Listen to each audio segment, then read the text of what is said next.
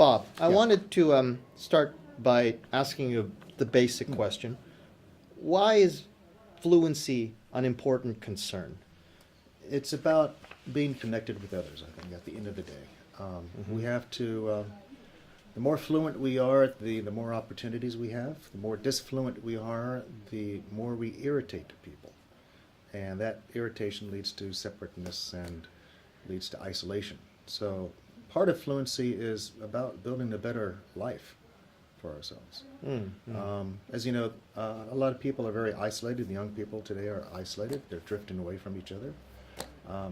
Communicating mainly through texting and chatting, avoiding conversations because there's too many variables that they are uncomfortable with: pragmatics, status, politeness, power. So they withdraw into social media and they become focused on just communicating some very basic ideas and desires. And they're also afraid to show who they are. So social media allows you to be anonymous, whereas in conversation you can't do that.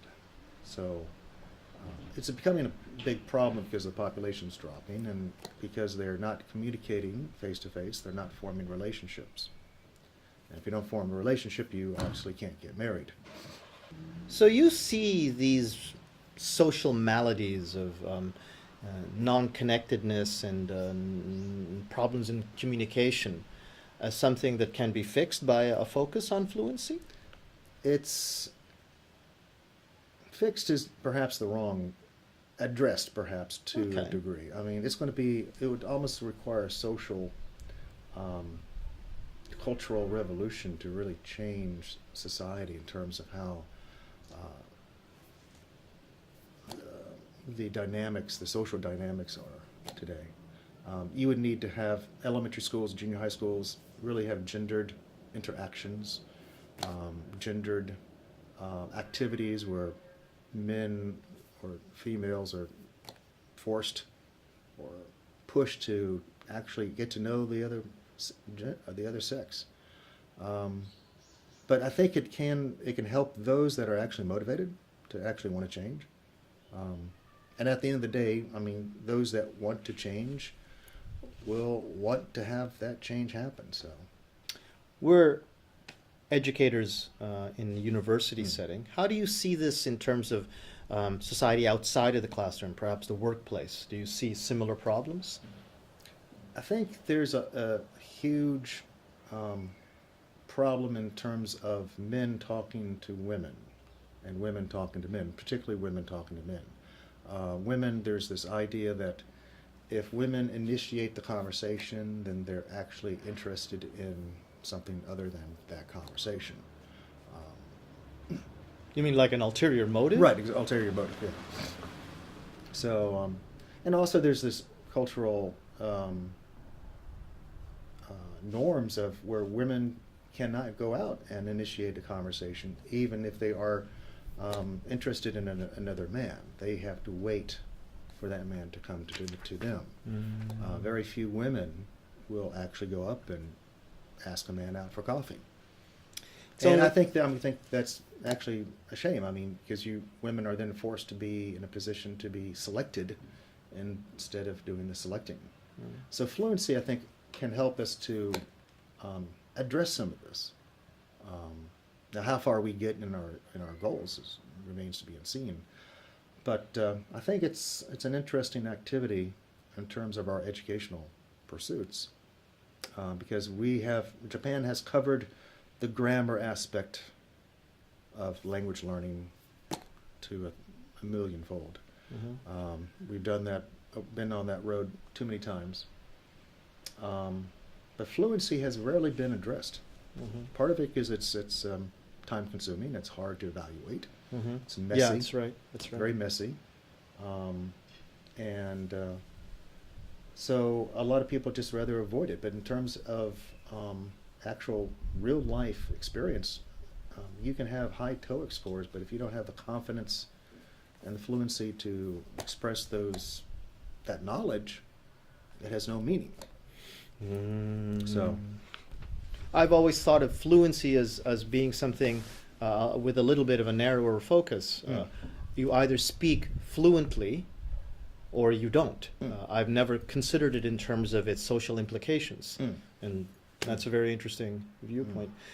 And when you talk about this in society, as well as the classroom, or do you see this as basically a problem unique to Japan, or do you see this as being a problem that's perhaps in a wider scope than just this country?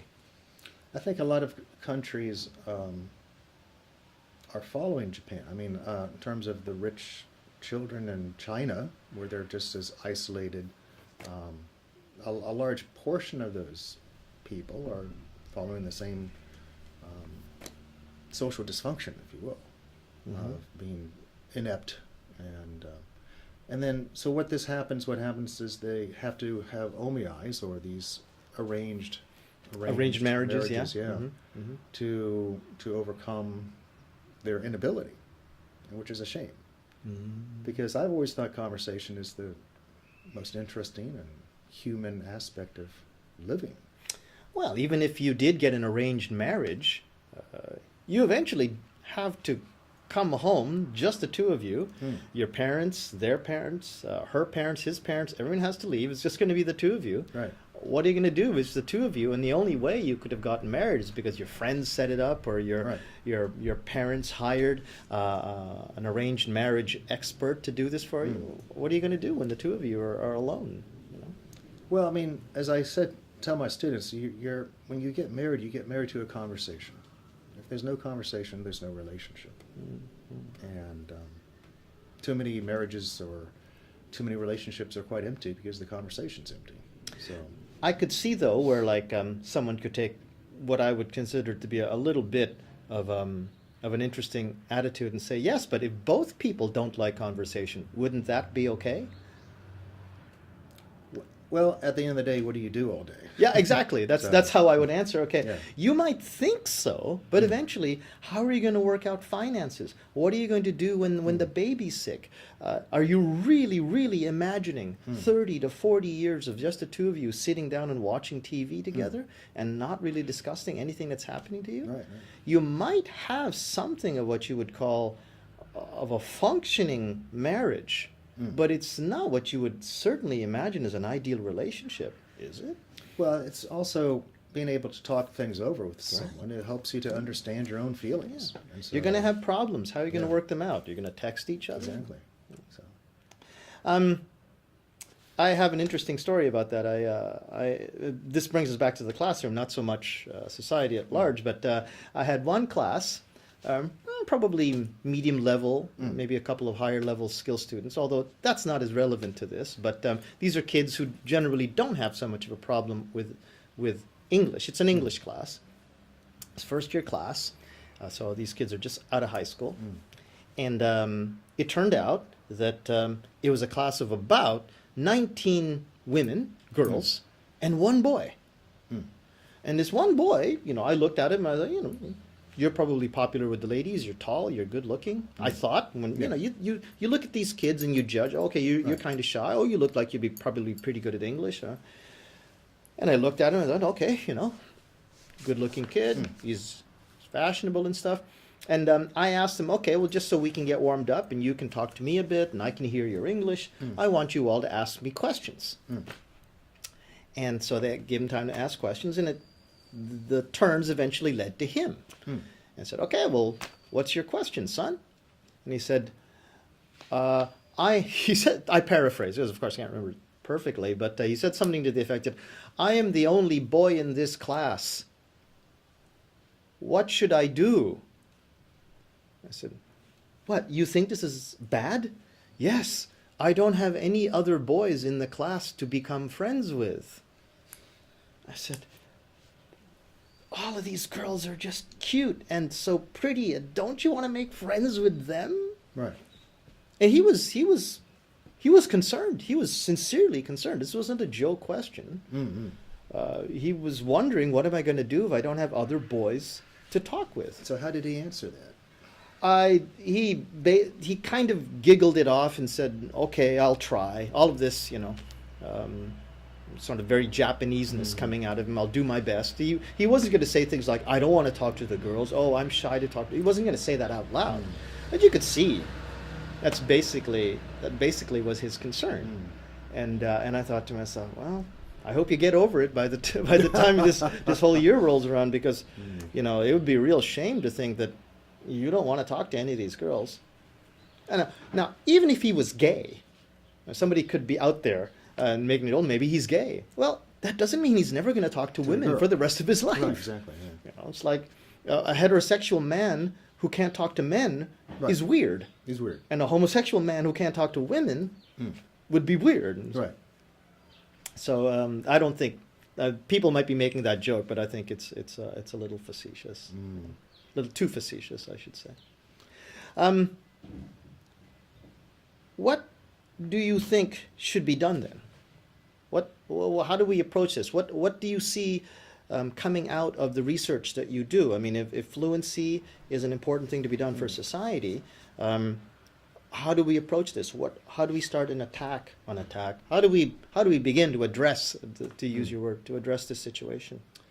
We have to begin, I think, at the classroom level, where we, instead of taking so much time with grammar, we spend 10 minutes or 15 minutes having men talk to as many girls as possible. You don't think we do that now? Because I would say, well, no, we do. We have speaking exercises in class, and all, or boys. Well, a lot and of it's girls. very rehearsed and it's based on certain notions and functions, and it's conversation play, but not conversation. So actually forming your own conversation with your own questions, and then elucidating on what's said with your own opinions and your own stories, the use of humor. That's not done. You don't see textbooks, at least the ones used in Japanese classrooms, as addressing this well, then? Not addressing it well. They address it to a degree, but not to the point where students really become fluent. Can you give an example of what's missing? What would be missing would be the issues of communicative competency, of actually knowing how to sustain a conversation, how to redirect a conversation, how to elucidate on different points through stories or jokes, how to close a conversation effectively, how to initiate a conversation, looking at different kinds of context. What would you say in this particular situation, or to these questions and opinions if someone is talking to you? Looking at basically conversations that's going beyond one sentence replies, which I've noticed is pretty much the standard. Mm-hmm. So I've noticed I try to push my students to have at least 2 sentences, or 3 if they can really go at it. My joke is, 1 sentence replies will not get you married. You become a BB, which is a boring boy, or a BG, which is a boring girl.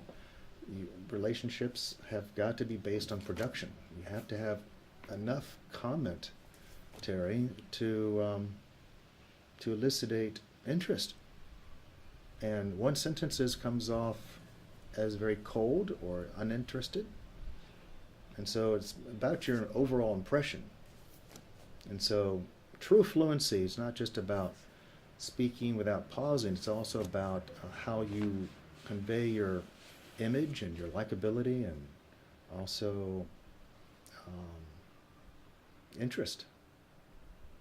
I mean, you could be very fluent in terms of language, but if you're not very interesting, have you really succeeded?